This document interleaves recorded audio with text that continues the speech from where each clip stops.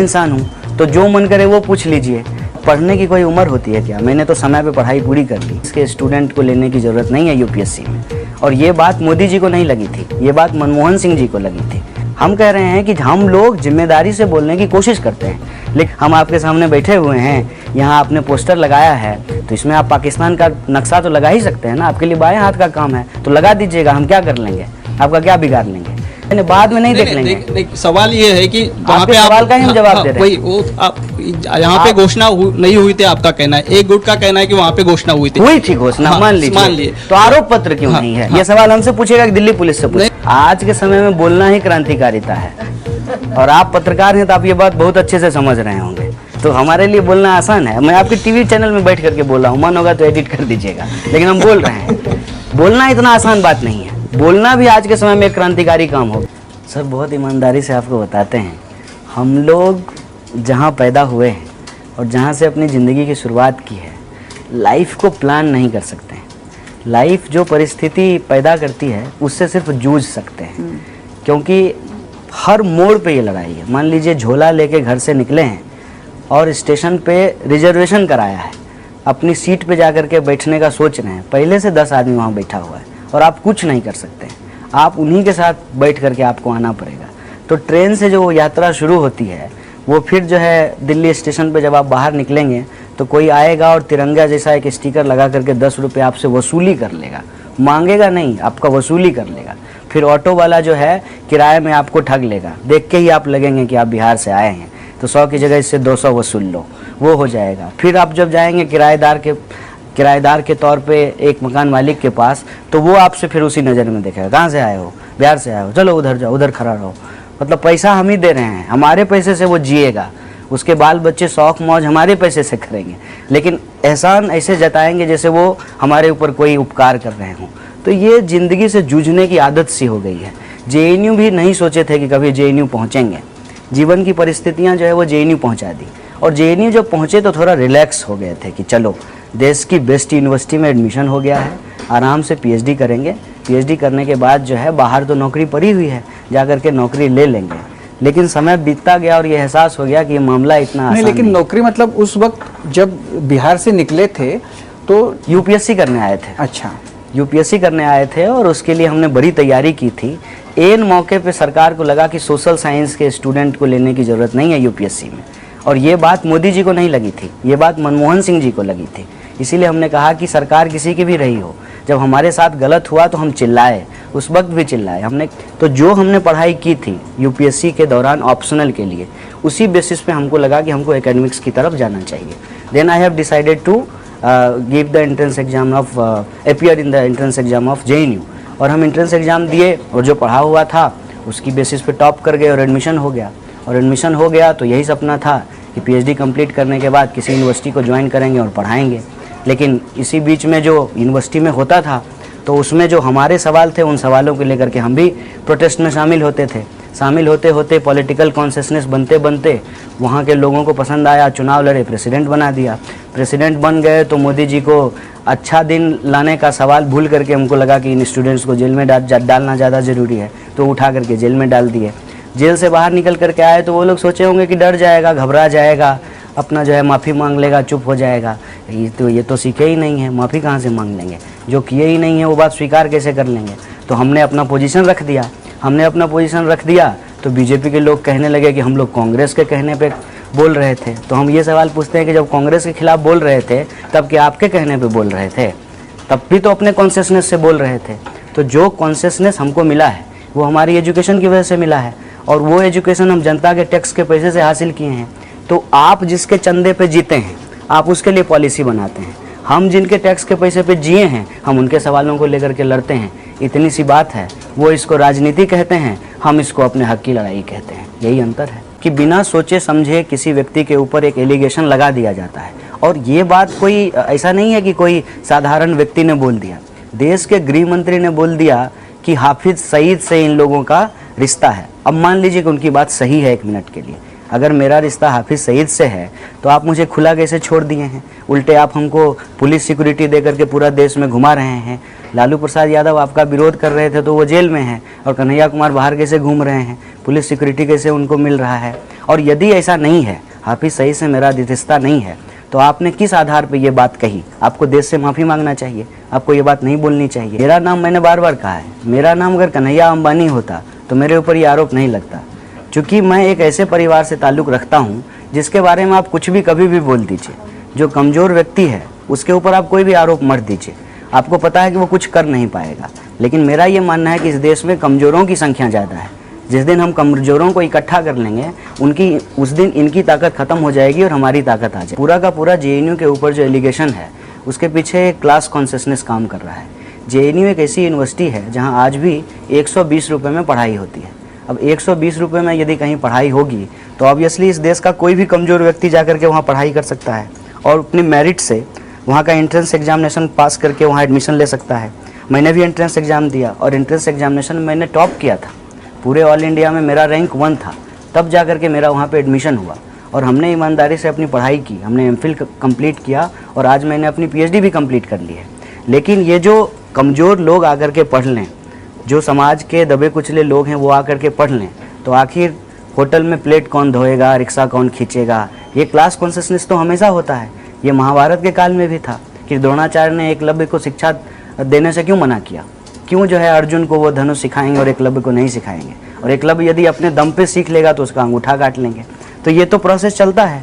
देश में पहली बार जब एजुकेशन बिल लाया गया बिहार असेंबली में, तो हमारे यहाँ के एक महाराज थे, दरभंगा महाराज, उन्होंने कहा कि आप क्या कह रहे हैं कि सबको शिक्षा देंगे, सब स्कूल जाएगा तो हमारी खेत में बकरी कौन चराएगा? ये ऑफिशियल स्टेटमेंट है, रिकॉर्डेड डॉक्यूमेंट है ये। तो आज पब्लिक फंडेड एजुकेशन के ऊपर जो अटैक है वो अटैक इसलिए है ताकि सबसे पहले तो उसका लैंड जो है वो कैप्चर किया जा सके। अब दिल्ली जैसे शहर में 1000 एकड़ की ज़मीन है जेएनयू के पास, वहाँ पे मॉल बनेगा, वहाँ पे होटल बनेगा, यूनिवर्सिटी होने की क्या जरूरत है? लेकिन ऐसा लगता है कि जेएनयू का जो मतलब जो स्टेटस है, जेएनयू की जो एक वहाँ की हैसियत है, तो उसको कम करके इस तरह का वहाँ कुछ होगा? वो कम कर नहीं पाते हैं ना। अब इतना वो जो है 1 साल बदनाम किए कि जेएनयू खराब जगह है, खराब जगह है, और फिर उसी साल जो है जेएनयू को बेस्ट यूनिवर्सिटी का राष्ट्रपति पुरस्कार मिल गया। हम क्या प्रोड्यूस कर रहे हैं उससे हमारी पहचान है। हम अच्छा रिसर्च प्रोड्यूस कर रहे हैं, हमारे यहाँ से लोग IAS IPS बन रहे हैं, अच्छे एकेडमिशियन बन रहे हैं, अच्छे पॉलिटिशियन भी बन रहे हैं। इनको भी बोलने में जो है अब शर्म आ रही है कि इनकी जो रक्षा मंत्री हैं वो जेएनयू की प्रोडक्ट हैं, वहाँ से पढ़ करके आई हैं। जो अलग अलग राज्य के, गुजरात के चीफ सेक्रेटरी वो जेएनयू से हैं, जहाँ आप गुजरात मॉडल ये बोल रहे हैं। तो ये किसी यूनिवर्सिटी का जो विरासत है, जिसने उसका जो कंट्रीब्यूशन है सोसाइटी में, उसको इस तरीके से वो नज़रअंदाज नहीं कर सकते हैं। मैंने पीएचडी बिल्कुल अपने समय पे ख़त्म की है। हर किसी को पीएचडी करने में इतना ही समय लगता है। उल्टे यूरोप में और अमेरिका में पीएचडी करने में लोग 7 साल लगाते हैं, हमने 5 साल में अपनी पीएचडी ख़त्म की है। और जो सवाल पूछ रहे हैं उनके सवाल का स्वागत करते हुए मैं उनको एक और सवाल देता हूँ कि मैंने 30 साल में पीएचडी कर ली, मोदी जी 35 साल में एमए किए, उस पर कोई लोग सवाल क्यों नहीं पूछते हैं? तो चूंकि मैं एक साधारण इंसान हूँ तो जो मन करे वो पूछ लीजिए, लेकिन जिससे सवाल पूछना चाहिए उससे आप घबरा रहे हैं, उससे आप सवाल पूछ नहीं रहे हैं, क्योंकि उससे सवाल पूछेंगे तो आपको नौकरी से निकाल दिया जाएगा, आपके ऊपर हमला हो जाएगा, गौरी लंकेश की तरह आपकी हत्या हो जाएगी, डॉक्टर दाभोलकर की तरह आपकी हत्या हो जाएगी। तो कमज़ोर आदमी से तो कोई भी सवाल पूछ लेगा, लेकिन सवाल पूछने की हिम्मत वहाँ दिखानी चाहिए ना, जब सामने में कोई ताकतवर इंसान हो। वहाँ तो कोई सवाल पूछ नहीं रहा है। देश बहुत मज़ेदार है सर। इस देश में जो है लोग गांधी की बुराई करते हैं, हम कन्हैया कुमार क्या है उसके सामने में? हम तो कुछ भी नहीं है। हिस्ट्री जज करेगा आपको कि आप क्या किए हैं। अब हमारे यहाँ देख लीजिए, लालू प्रसाद यादव जी के बारे में बहुत कुछ बोला गया, लेकिन आज हिस्ट्री जज कर रहा है ना कि क्यों वो जेल में है। वो यदि तालमेल कर लेते बीजेपी से तो बहुत अच्छा आदमी होते। वो आडवाणी की रथ नहीं रोकते तो बहुत अच्छा आदमी होते। और वो जो है डेवलपमेंट नहीं किए, कोट एंड कोट, पुल के नीचे लाइट नहीं लगाई, तो जो है बिहार को पीछे लेकर के चले गए। लेकिन बिहार के जो बहुजन लोग हैं उनको जो उन्होंने स्वर दिया, ये बात अब उनको पता चल रही है ना। मछली को पानी की कीमत तब पता चलती है जब मछली पानी से बाहर आता है, तब उसको पता चलता है कि पानी क्या होता है। स्टूडेंट मूवमेंट के भीतर आइडियोलॉजिकल डिफरेंसेज होना एक बात है, लेकिन स्टूडेंट मूवमेंट को ही अटैक करना, मैं समझता हूँ ये तो एक बहुत ही दूसरे दिशा में बात को ले जाने वाली बात है। इसलिए मैं इस पे ना दुखी होता हूँ, ना मैं इस पे जो है अपनी कोई बात रखता हूँ, ना डिफेंस में कुछ बोलता हूँ।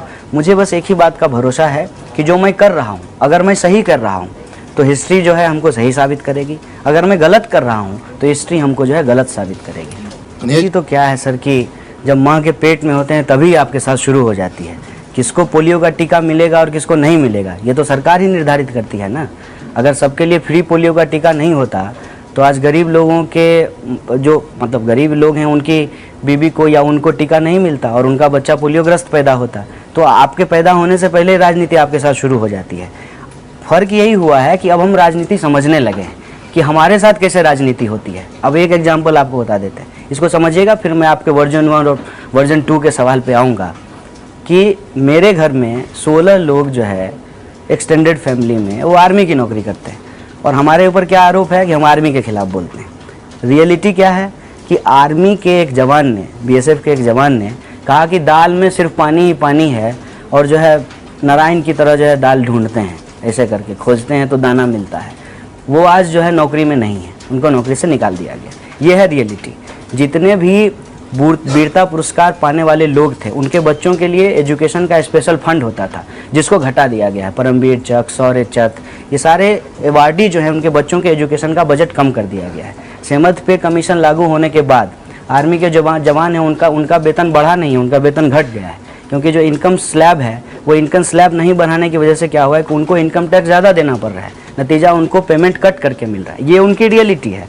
जो शहीद हैं उनकी फैमिली का कोई रिहेबिलिटेशन नहीं है। मेरे एक भाई साहब इंसर्जेंसी में शहीद हुए। मैं जानता हूँ कि मेरी भाभी के साथ क्या हो रहा है, मेरे भतीजे के साथ क्या हो रहा है।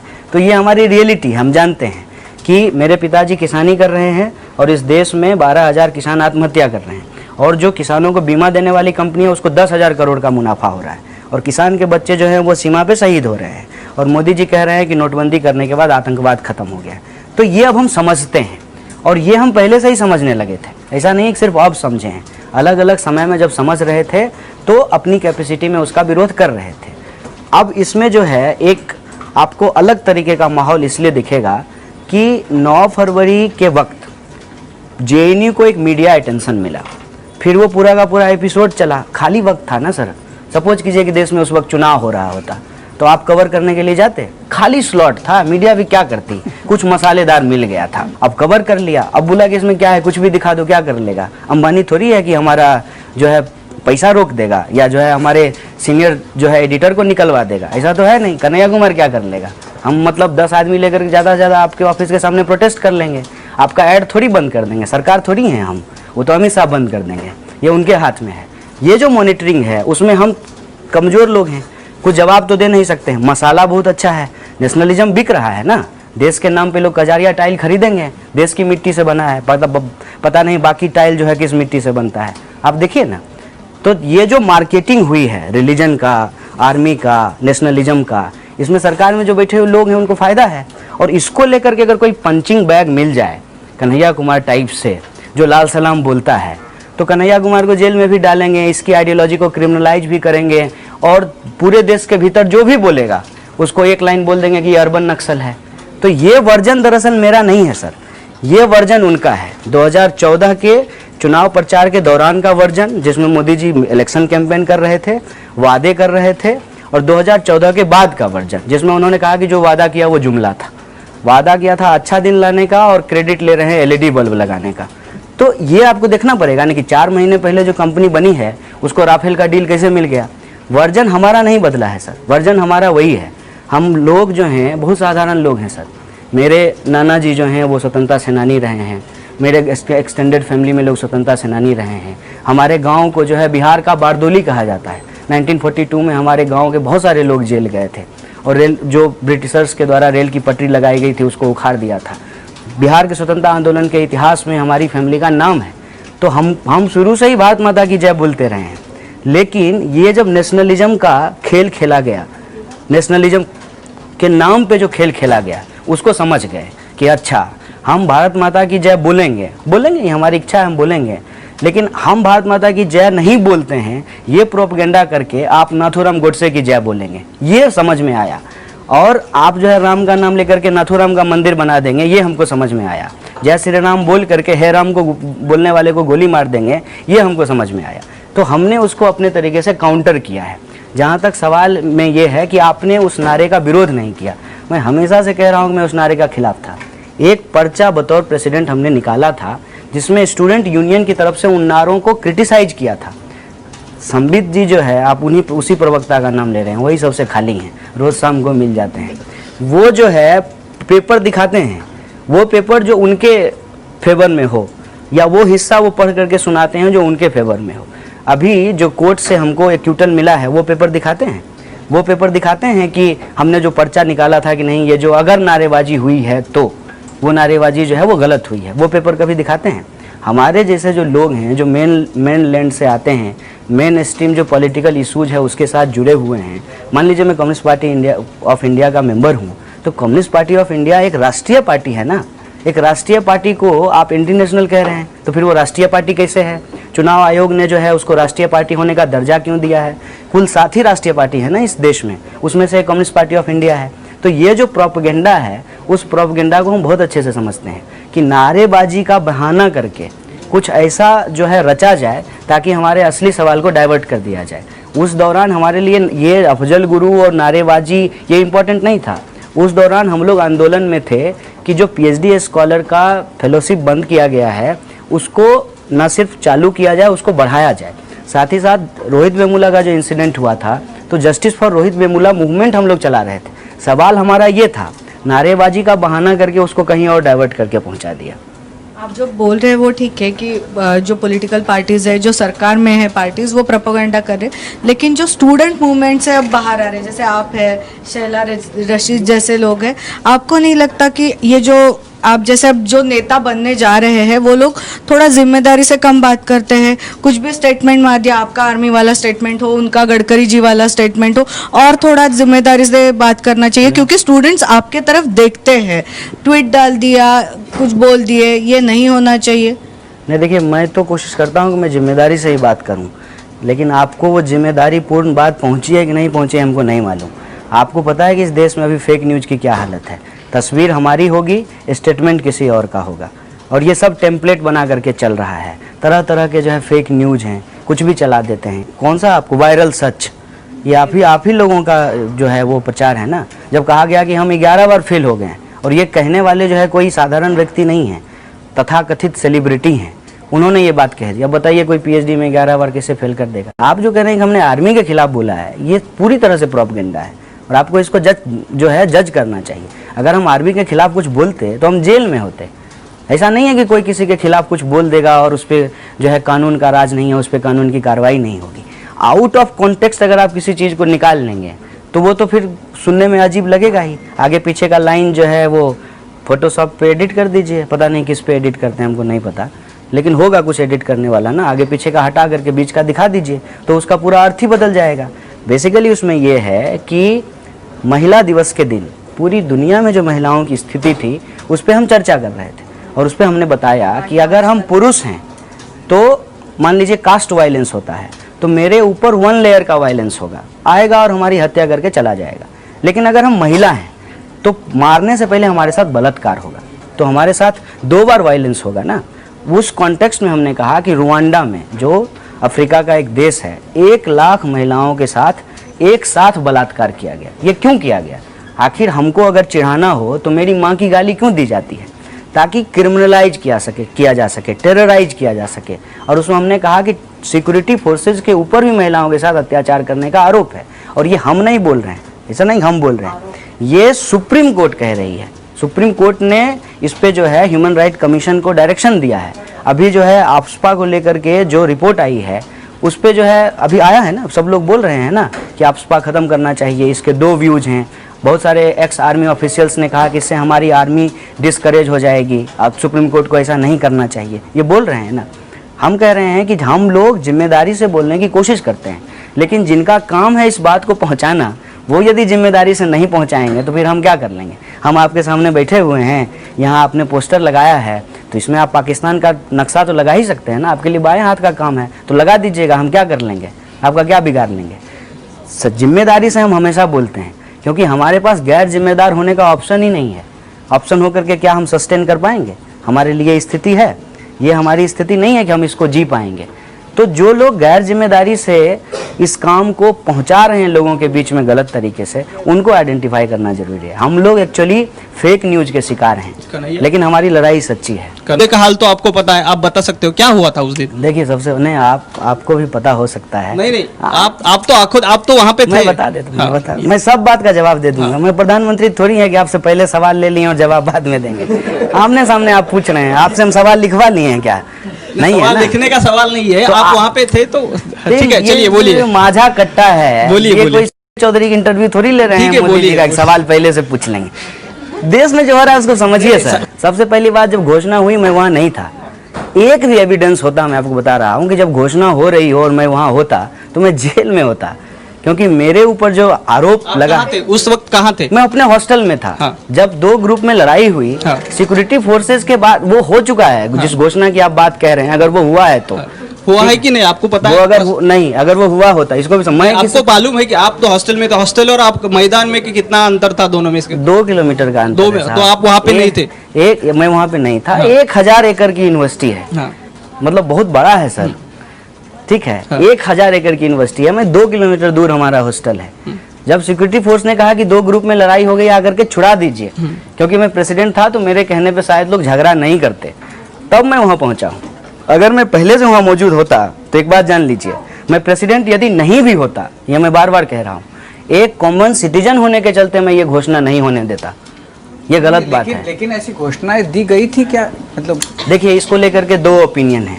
एबीवीपी के लोग आज भी कह रहे हैं कि वो घोषणा दी गई, और जो लोग ऑर्गेनाइजर जिनको कहा जाता है, उन्होंने कहा कि हमने ये घोषणा नहीं दी कभी भी। लेकिन अभी जो करंट स्टेटस है, तो पुलिस इस पर चार्जशीट करती, कोई चार्जशीट नहीं है इस पर। मेरी बात आप समझ रहे हैं? तो मुझे तो यही वाला वर्जन सही लगेगा ना कि घोषणा नहीं दी गई।